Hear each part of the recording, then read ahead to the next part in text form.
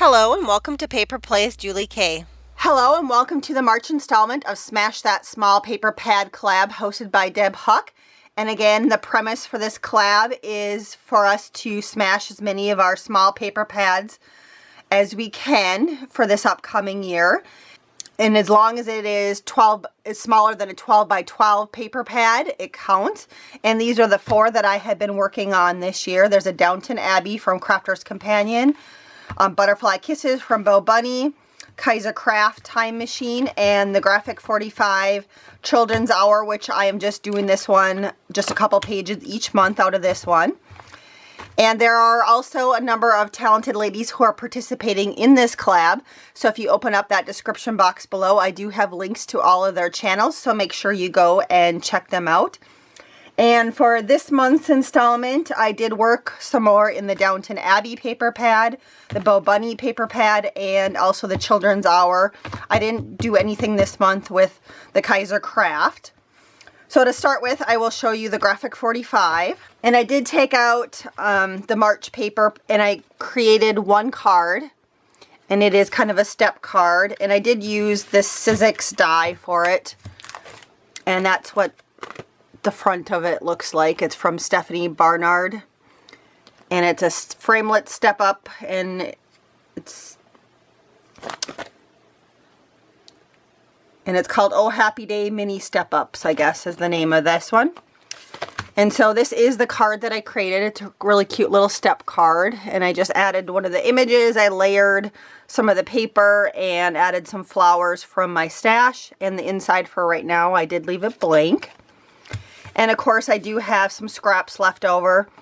There is like a journaling postcard and this longer sheet right here, double-sided sheet. So I'm going to layer that onto this and sew it. And then the rest of them are just kind of scraps. And I'll just throw those into my pile of Graphic 45 stuff to use on future journals when I'm just looking for bits and pieces. So that was what I worked on from that Graphic 45 paper pad. And then from the Bo Bunny paper, I did create this little album. And I started off with a blank album from Teresa Collins. And it was called a Flipbook, craft Flipbook. And it was something I picked up at Joann's a long time ago for 50 cents. And it's made to add photos and then you just pull it. It's kind of an interactive flipbook. And so I made a little album out of it. So here is the cover. I used some chipboard pieces from Bo Bunny. I added a butterfly and I added some extra bling to it. I did use some leftover pieces of ribbon on the butterfly and on the closure, and also some bling on the closure here. The back I left pretty plain. And again, it started off just as being a craft book or album. And so when you open it up, all I did was add paper to each page. And then it's one of those interactive ones, so it just opens up like this. So all I did with the Bo Bunny paper is just add paper to each section. And I decided not to layer up or embellish anything until after photos are added. And I most likely will just give this to my sister or my niece, her daughter, just because they both like to do stuff like, they like to add photos to stuff like this. And my sister takes a lot of photos, so I will be giving that to her. And then the last paper pad that I worked with was the Downton Abbey paper pad, and I'm almost done with this one. I have lots of scraps, and I have 4 full sheets left. This was just something I was playing around with. 4 full sheets left.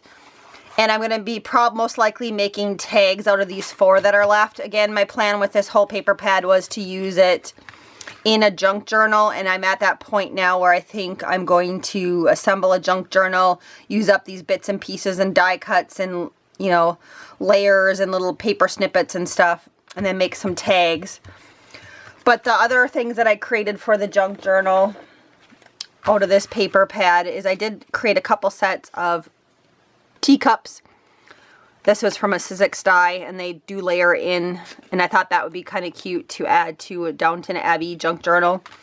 And then here was the other 2 that I created. And then this one I did have a base. I still need to create a base with this one, but I'll use one of those scraps that I showed you guys in there for that. I just didn't have time before I started filming. I did create a few envelopes, and for those of you who are junk journalers, I know you guys have seen where on a page you can layer up your 3 envelopes. And you go like this. And so if you have them on your page, you can use like this as a tuck spot behind here.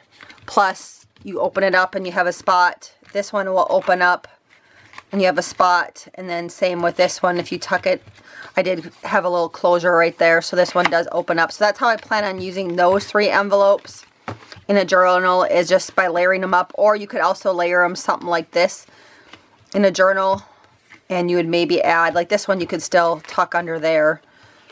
And if I put that one maybe like that, you could still tuck that one. So just depending upon how you wanted to lay them on your paper, on your journal. And then I also created an extra one to add somewhere. You can either add this in a tuck spot or glue it down, use it as a tuck spot. And then here was all the little other pieces that I created. So I did create a little file folder, and I added a little fleur-de-lis die cut that was from Spellbinders. And it is nice that this paper is double-sided, just so that there's color on both sides. Here was a flip up that I created. I did add a little water fountain to it, and I think that was, this might have been a Crafter's Companion die. And I added a little sentiment, which this comes from the Downton Abbey rubber stamps that match the Crafter's Companion for Downton Abbey. And I added a tab here, so this does open up. And at the top part you can see I have just a little pocket, and I added a couple little tags that I cut out. And I still might add a little decoration here, maybe another fleur-de-lis or something. So I still have that, something to add right there. And then I also have a pocket right here that you can add something to. And on the back side, or this side, I added some lace. And my plan for this one, I did do a little punch out right here, a little. So once it's glued down, I do have a pocket right here too to add something. So I could, you know, add an envelope or something right there too, or a journaling spot. So I created that. Here is another little, either it could be made into a pocket, or in this case I did add a little flip to it. So once it's on my journal page, I'll just glue it down and it can be flipped over. And again, there's a little pocket right here. And so I have that. Here's another little odd piece that I came up with. And you can either use it, if this was my journal, let's say, you could use it as a, put it over the page and you can add a paper clip, or you could glue it down onto your page and then you have a tuck here and a tuck here. And so I have that. I decorated a couple of little paper bags that I made, and this again I think was a Sizzix die that I used for this. Another little tuck spot, so you could, or a pocket, you glue it down, you put something behind it. And then this also, I used a heavier piece of gold cardstock, and you could stick something behind here also, so it's kind of like a double pocket, or a pocket with a tuck on it. Another one of those page ones that you can put over a page in your journal, and then there's a tuck on both sides of it. And I just used some different die cuts and some cardstock from my scrap pile for those. And then this one right here, I do have a pocket right there. I did one of those fleur-de-lis. It does open, and again there's another pocket here to stick something. I have another little notebook, and then I created a belly band so I could tuck the notebook into the belly band, so you could take this out and use it in your purse or somewhere else and then stick it back into your journal. And the back side I left blank because I wasn't sure if I was going to glue it down or if I would maybe use a paper clip in the journal, which I'm not sure yet. So, and here's another belly band that I created. And so once you add it to your page, I did create a little belly band, kind of a double belly band. So there'd be a belly band right here, and then also one behind here. And then this belly band also flips up with another spot to journal on. And I just used some leftover tea-dyed paper, and I stamped another sentiment from that Downton Abbey paper collection. And so that's a belly band I created. And then I have kind of a double angled pocket here. So there's a pocket right here and also a pocket right here. And you can see I added some little flourishes, and I think this came from a memory box or a poppy stamps die. And I also added a flip to it so that it would flip open. And then on the back side, you can either add a photo, or you could add some tea-dyed paper and you could journal on it, or you could also add gesso on it and journal. And then once you've added it to your journal page, you still have this spot to do something with too for journaling.